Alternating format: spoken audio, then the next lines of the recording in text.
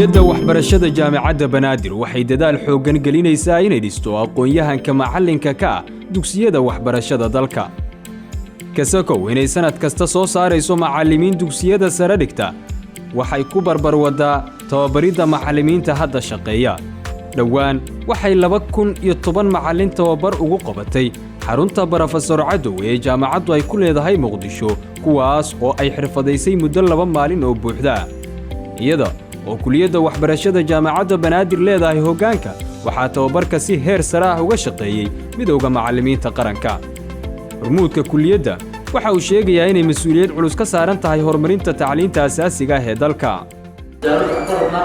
بوليس كسوسات هذا كهرباء يكون بعض الوزارات إن مدة بعد القادم دوره معلم ورفسير أنا قادم دون المعلمين تاني كلاته المعلمين تقليل المسمى ماشي وتاجنا 3 سنة كهر 30 سنة كهر 6 سنة كهر إنه تاجنا Soomaaliya waxay waxbarashadeedu la burburtay dawladnimadii 1991kii, laakiin 30 sano kadib oo mar aysan jirin wax magac dawladeed wata, marna waxa sita magaceeda aysan si dhab ah u awoodin maamulidda waxbarashada Soomaaliya oo dhan, waxay jaamacadda Banaadir u dhabar adeegaysay garab istaagga waxbarashada dalka.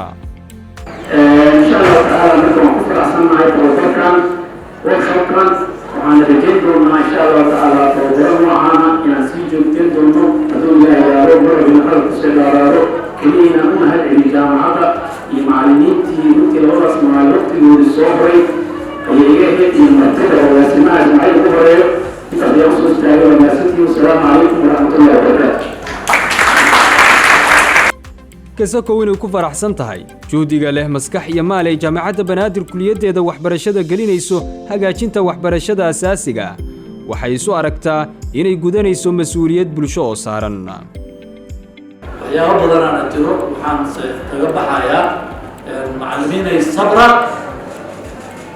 dadaala ardadiini ikhlaas ku bara ilaahay ujuurtiina weydiista wixii kale tarab waa fadl min Allah. xitaa wasaaradda waxbarashada Soomaaliya waxay u aragtaa ishawlidda iyo gargaaridda ay jaamacadda Banaadir ku bixinayso waxbaridda macallinka Soomaaliyeed inay u dhigan tahay inay buuxinayso boos ay dawladdu banaysay. waxbarashada Soomaaliya oo la tayeeyo waa isha ugu dhow ee samata bixinta dalka.